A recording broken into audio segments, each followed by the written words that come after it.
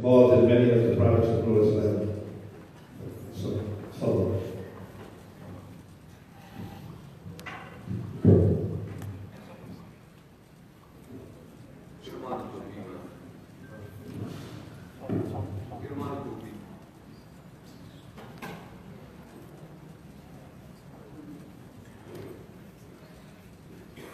السلام عليكم ورحمة الله.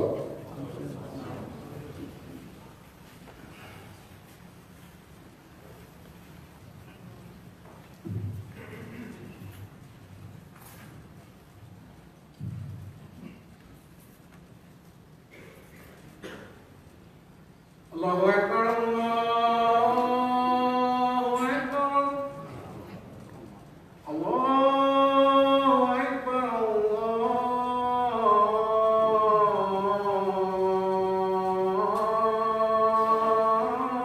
الله أكبر أشهد أن لا إله إلا الله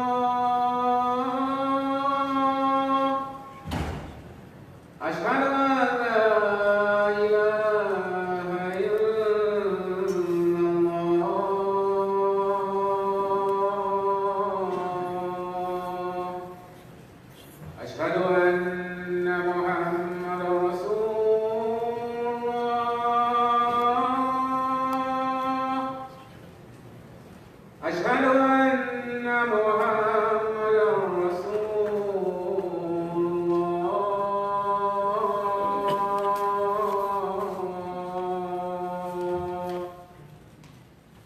حي على الصلاة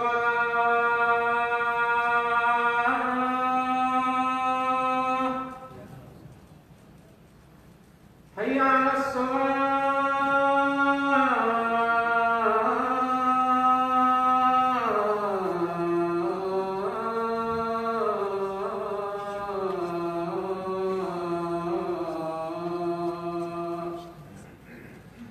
حي على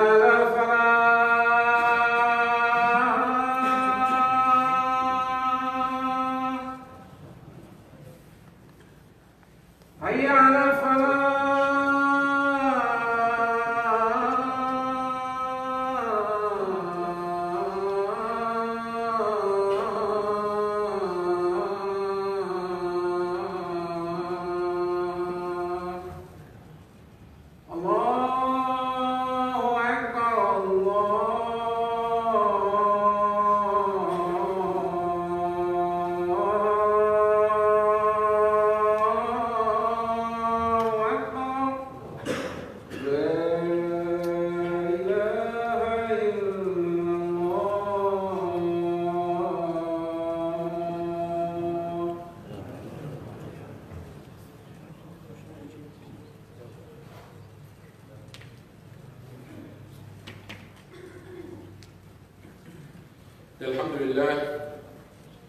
الحمد لله نحمده ونستعينه ونستغفره ونعوذ بالله من شرور أنفسنا ومن سيئات أعمالنا. من يهده الله فلا مضل له ومن يضلل فلا هادي له، وأشهد أن لا إله إلا الله وحده لا شريك له، وأشهد أن محمدا عبده ورسوله.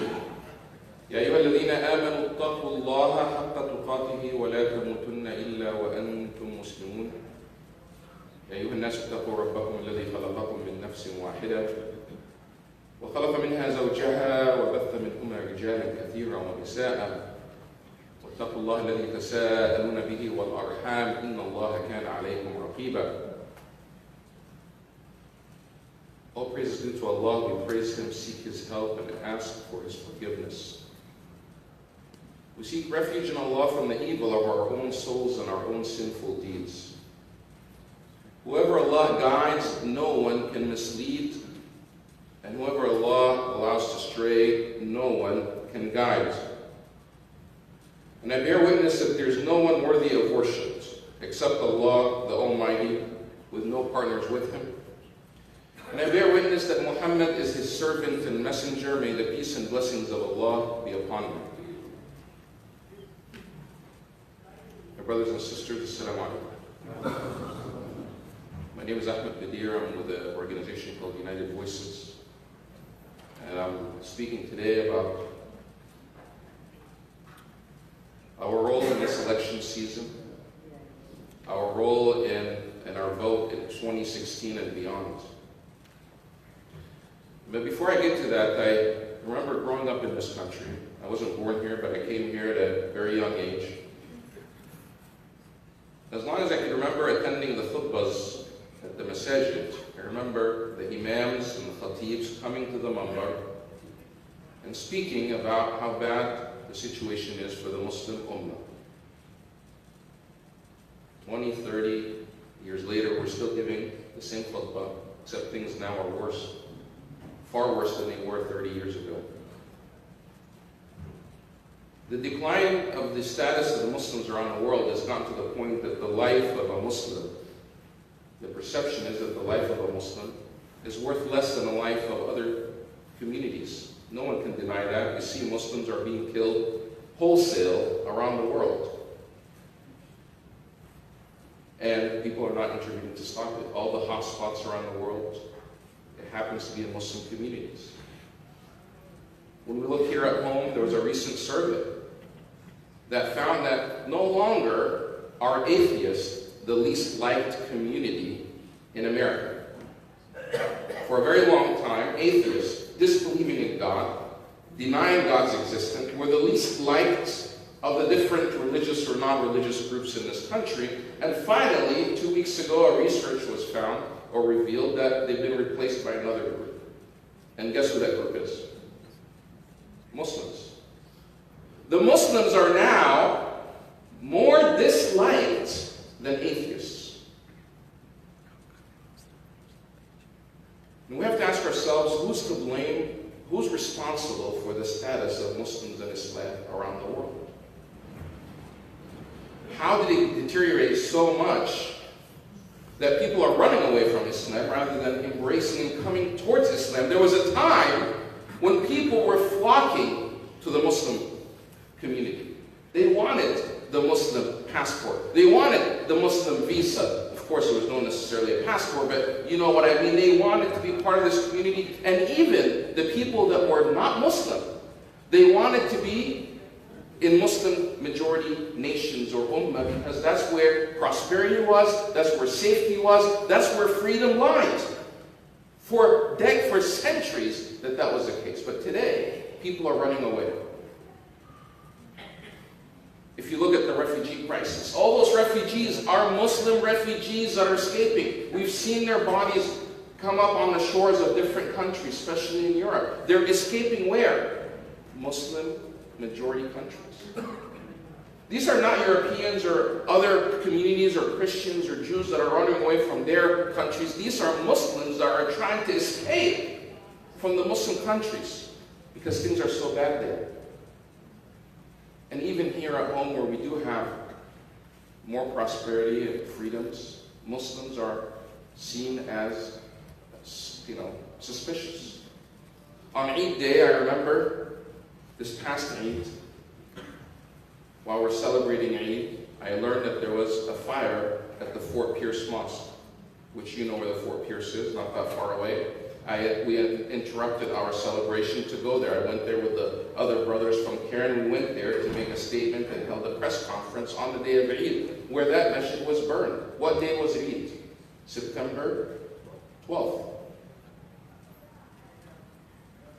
The night before September 12th, a man went to the masjid in Fort Pierce at around 11:30 p.m. and torched the mosque. He brought some sort of liquid with him, doused the place, and lit it on fire. We know this because there's a surveillance video that captured the arsonist while he's committing the crime. At first, people were saying it's an electrical fire, like the other mosque fires that are happening across the country. But because those brothers were smart enough to have that community a video camera, and they turned it over immediately and say, wait a minute, there was an arson here, there was a crime committed on the night before Eid. What was the day before Eid? September 11th. The anniversary of the horrific attacks on our nation, which Muslims in Islam had nothing to do with, but were still paying the price because people's perception that Muslims are somehow the enemy. Unfortunately, the arsonist was captured. You didn't see anyone in the media calling him a terrorist.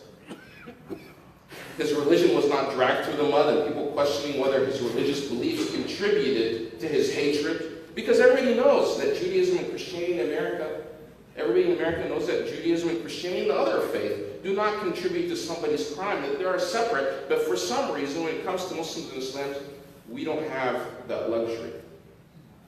If a person is remotely Muslim, whether they're practicing or not practicing, as soon as they commit some sort of crime, somehow their faith is questioned. So it brings me back to the question, why are Muslims so hated? And why the decline of Muslims around the world? And we can point to many things, and people will point to the media, for example, and say, you know what, the media is making us look better. And especially in this election year, how many politicians are going around smearing Muslims? People that want to ban Muslims. Others that are using Muslims as some sort of political issue to score points or votes or money. They want to be tough on the Muslims. They want to keep Muslims out. They want to do this or that. Others want to surveil Muslims and have surveillance and spies at mosques and target the community because after San Bernardino and Orlando and all these other attacks, they want to view Muslims as a suspect. So it's not only politicians, it's not only the media, but also politicians and pundits are also scapegoating Muslims. And I come back to the question, who's responsible for this environment where it's okay for people on television, political candidates and politicians to go around pointing the fingers at Muslims and attacking Muslims without any type of fear of any consequences on election day? Some, as I said, will blame the biased media. Others will say, you know what, it's these corrupt dictators in the Muslim majority countries that are oppressing their people and creating this type of situation. Others will claim that it's some sort of powerful lobbies in Washington, D.C. that control the world and control the media. And it's because of them we're in this situation. But I answer to you with this, and all of you know this verse. Allah subhanahu wa ta'ala tells us why we're in this situation, and why we're not getting out of the situation, and why things are getting worse. Allah subhanahu wa ta'ala says in the Quran, إِنَّ اللَّهَ لَا يُغَيِّرُ مَا بِقَوْمٍ حَتَّى يُغَيِّرُوا مَا بِأَنفُسِهِمْ. That verily, Allah subhanahu wa ta'ala promises this. This is a promise from Allah, and Allah speaks the truth. Verily, Allah will never change the condition of a people until they change themselves. Until they what? Change themselves. If we want the condition of our community to change, we have to change ourselves and stop blaming everyone else. Sure, there are bad actors out there. There are bad politicians out there. There are bad institutions out there. And there are biased media organizations out there that are targeting Muslims. But all of that would be ineffective if Muslims did their part. If Muslims, one, acted like Muslims. And if Muslims were not just spectators, if we did our part, and if we want to change a condition, our condition, we have to change ourselves. We can't do that by changing others. The bad politicians will always remain bad politicians. The bad media will always remain as bad media. We can't control what they do necessarily. We can only change ourselves, and that eventually will reflect in them. This is not me making it up. This is Allah subhanahu wa ta'ala. إِنَّ اللَّهَ لَا يُغَيِّرُ مَا بِقَوْمٍ حَتَّى يُغَيِّرُوا مَا بِأَنفُسِهِمْ. And of course, it can be confusing because Allah subhanahu wa ta'ala tells us that we're the best of communities. Allah subhanahu wa ta'ala says in the Quran, كُنْتُمْ خَيْرَ أُمَّةٍ أُخْرِجَتْ لِلنَّاسِ. You are the best ummah. You're the best of communities sent to humanity ever. Best ummah sent to humanity. So how is it that the best ummah sent to humanity is treated like the worst? To the point that children are coming up on the shores of beaches, drowning, dying, being murdered, wholesale in Syria, in other countries, in Iraq, in Palestine, so many places, and no one dares to act. So how is that? That does not strike me as the best of ummah. We're not being treated like the best of ummah because we're not acting like the best of ummah. There's a criteria that goes with this verse.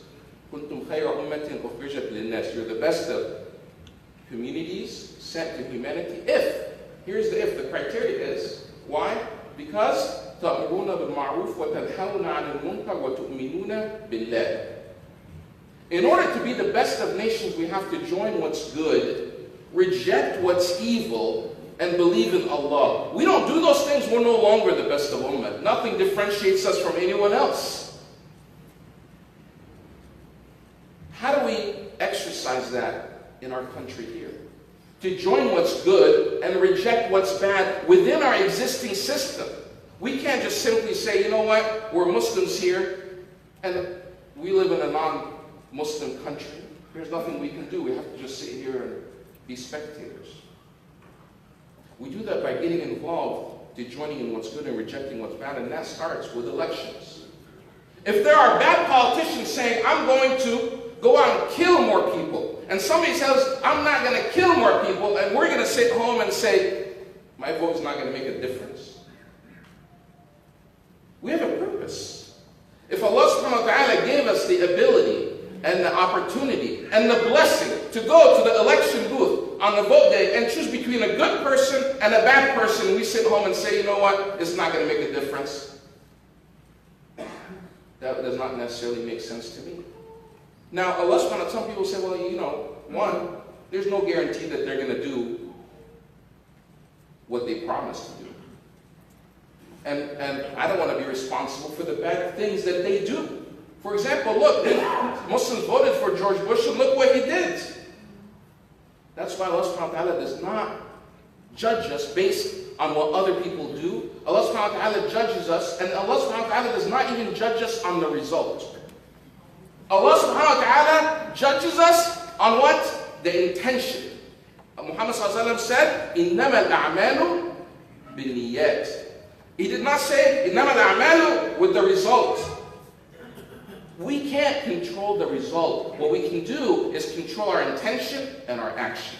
So if my intention is to vote for somebody because he's going to save lives, and he goes out and commits crime, I'm not responsible for what they did.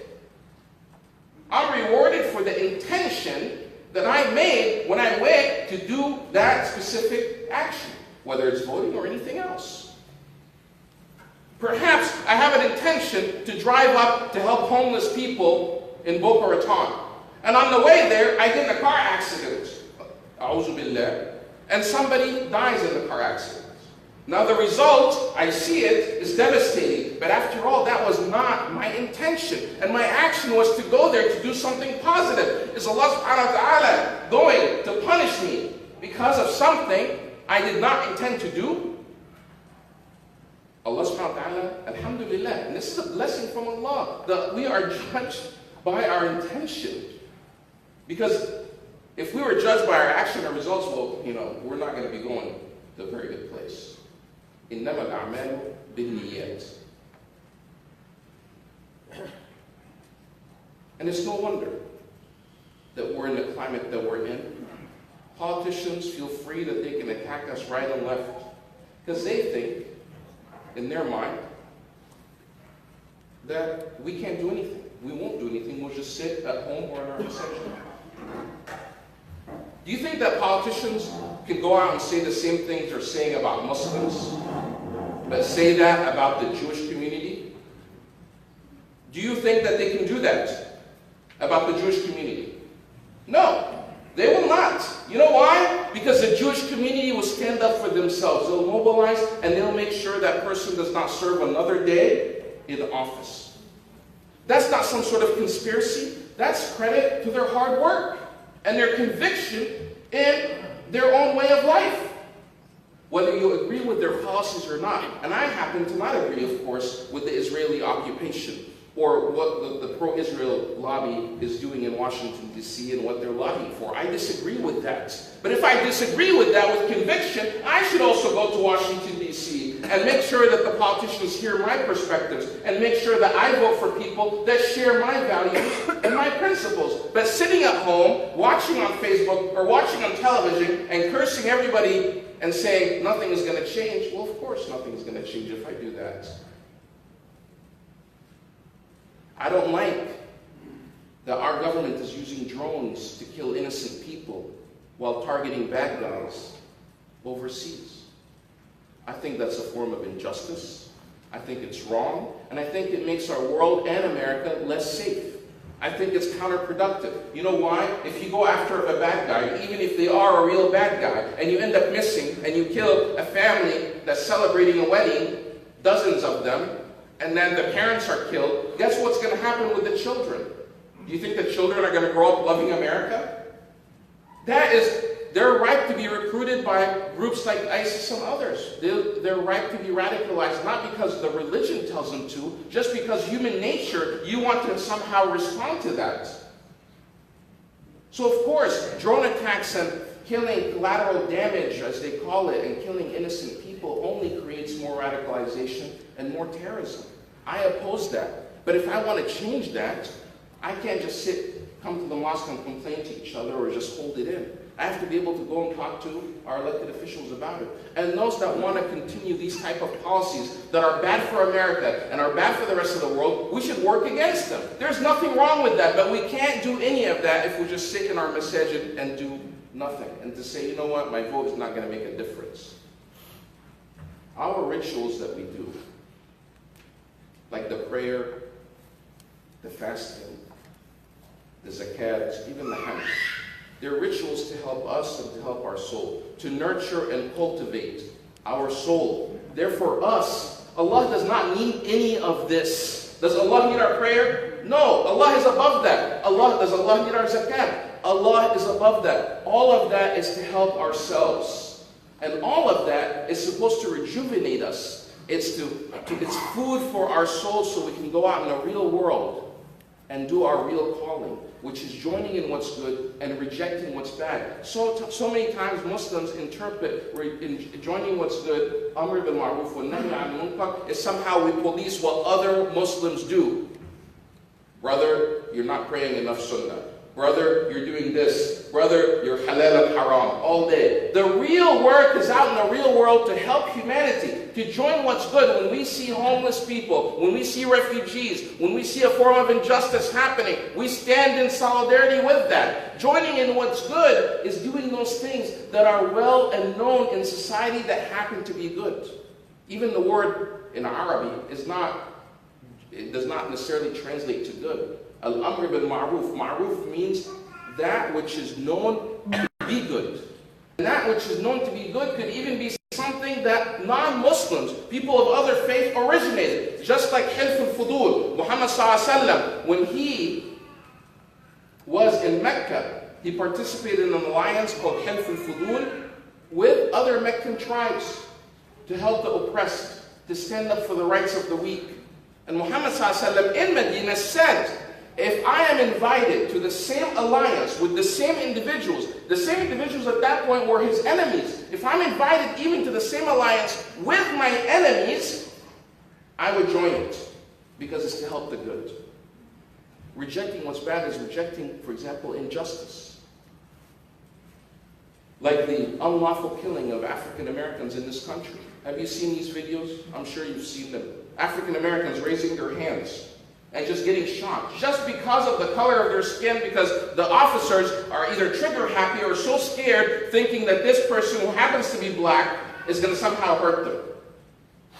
Completely unarmed. Innocent people getting slaughtered and killed by officers of this country that hold a badge. One person was even, his car broke down in the middle of the road, went to the officer to get help, ended up dead. And they have a whole movement called Black Lives Matter. Just because we're not black does not mean we sit on the sidelines. We have to join these movements that are speaking out against injustice, because how do we expect them to stand with us if we don't stand with them? They're not going to show up for us if we don't show up for them. This is human nature. We have to get out of our masajid, use the masajid to organize, to rejuvenate our spirituality, to learn our faith, and go out there and help the rest of the world. And it starts with the voting booth on election day. And that's not something that we can ignore. Allah subhanahu wa ta'ala tells us, "Kuntum khayra ummatin ukhrijat lin-nas." You're the best of humanity. You're the best of community sent to humanity. Because you join in what's good, you reject what's evil, and you believe in Allah. In order to do that, it starts with elections, and we can't ignore it. قولوا قولي هذا واستغفر الله لي ولكم فاستغفروه.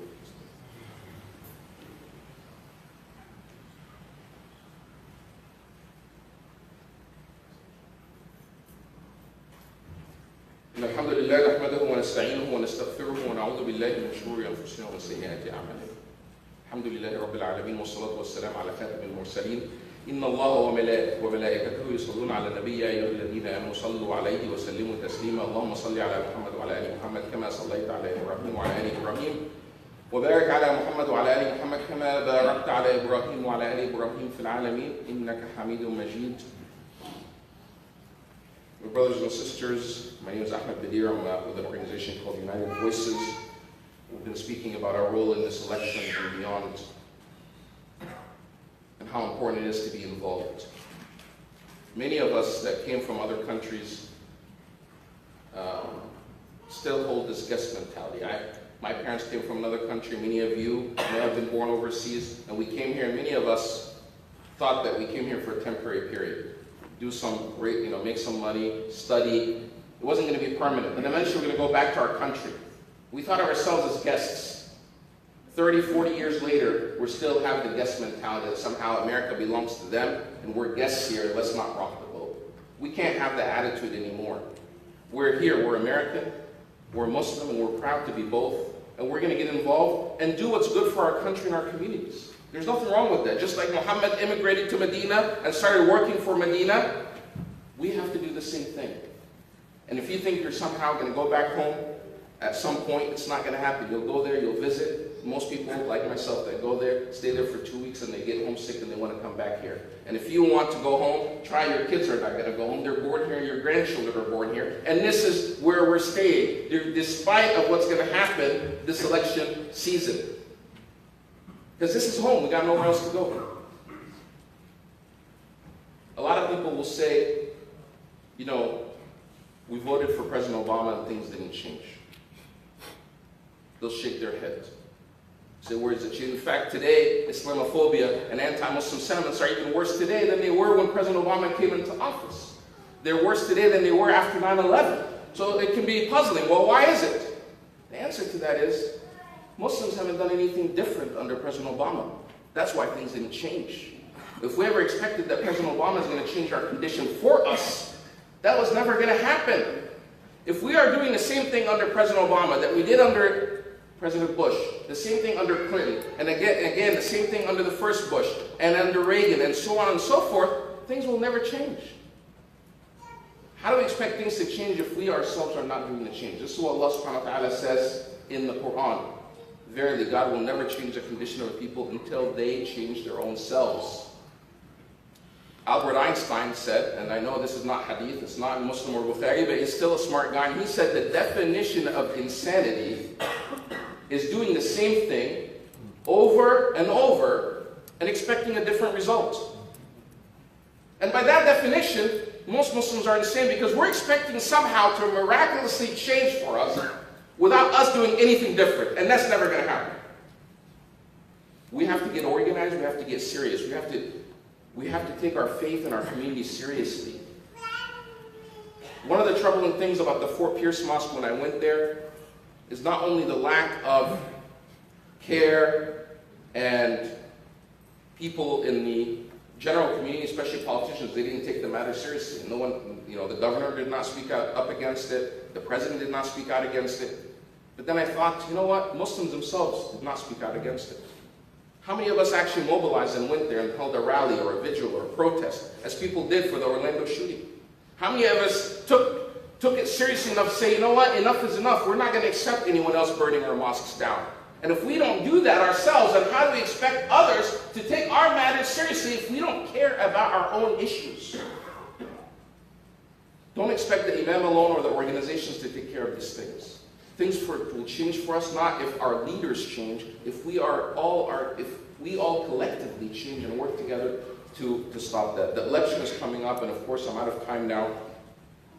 Alhamdulillah, this week the election registration deadline was extended. It was supposed to end last Tuesday. It has now been extended because of Hurricane Matthew to next Wednesday, October 18th. We're trying to register as many people as possible to make sure we have a high number of Muslims voting on election day, regardless of what the result is. This is not about whether one candidate is going to win over the other candidate. The real winning for our community is how many, if we have a high number of Muslims voting on election day, because politicians care about only two things, for the most part, votes and money. And if we're not delivering either, then we don't count. Then they can scapegoat us, attack us, go after us, point the finger at us without any consequences, because they know we're not even registered to vote to do anything to hurt them on election day. We have to get serious about our community, and it starts with these elections, and so many people overseas are dying to have the ability to choose their own governments. We can't sit this one out. If we do, things are going to continue to rapidly decline for us. And people around the world are looking towards the Muslim community in America. What are they doing? So much of what America does impacts the rest of the world. The situation in Syria is not changing because America is not necessarily addressing the issue. The situation for Palestine is not changing because the United States keeps blocking the veto. So many things around the world that are happening are impacted because of the policies that happen in Washington. And we can't afford to just sit home and say our vote is not going to make a difference. If we get serious, things can change for our community as they have for other communities. So with that said, election day is on November 8th. Make sure you're registered to vote. If you're not registered to vote, pick up a registration form outside. We're doing voter registration drive. We're trying to collect at least 50 new voter registrations today. And even if you voted before, make sure you check your voter registration status, because some funny things happen on election day. You might show up and you're actually not registered to vote. So make sure that you check it ahead of time. And early voting starts on October 24th to November 6th. We have 2 weeks to vote. It's not just on election day on November 8th. We have no excuse to miss this. Let's make it a priority. Make sure that we show up in large numbers and we vote on that day. And finally, beyond voting, we need to also get involved and run for office. We have a new program that we're organizing called Run for Us. We're trying to find more Muslims to run for office because it has to go beyond voting. We're not here just to follow. We don't need to participate. We need to lead. And that's how you make meaningful change in society. We can contribute to the American society. We can contribute to the rest of humanity. And we do that by serving. And one of the ways that we serve is by running for office and being on the platform and help shape the policies of this country. And if you're not old enough to run for office, there's another program, so just grab this flyer on your way out, and it's called Capital Leadership Academy. It's for young people from 15 to 21 years old. You can see me after this khutbah to discuss that more. جزاكم الله خير. أقول قولي هذا وأستغفر الله لي ولكم واستغفروه. اللهم اغفر للمسلمين والمسلمات الأحياء منهم والأموات. اللهم إنك عفو كريم تحب العفو فاعف عنا. اللهم إنك عفو كريم تحب العفو فاعف عنا. اللهم اغفر لنا وارحمنا. Oh Allah, we ask for your forgiveness and your mercy. We ask you to help strengthen our community, to give us the patience and the perseverance to be involved and to help protect our community and our children in our society and to serve humanity.